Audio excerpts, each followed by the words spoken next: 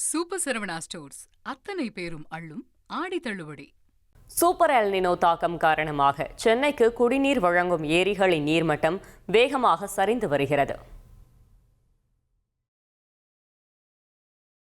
கடந்த ஜூலை 1ஆம் தேதி 47% இருந்த நீர் இருப்பு தற்போது 42% குறைந்துள்ளது. பூண்டி ஏரியில் 38%, சோழவரத்தில் 8%, புழலில் 51%, கண்ணன்கோட்டை தேர்வாய் கண்டிகையில் 54%, செம்பரம்பாக்கத்தில் 57%, வீராணத்தில் 27% நீர் இருப்பு உள்ளது. மொத்தம் 13 TMC கொள்ளளவு கொண்ட ஏரிகளில் தற்போது சுமார் 5 TMC தண்ணீர் மட்டுமே உள்ளது. கடந்த ஆண்டை விட 2500 கன அடி நீர் இருப்பு குறைந்துள்ளது.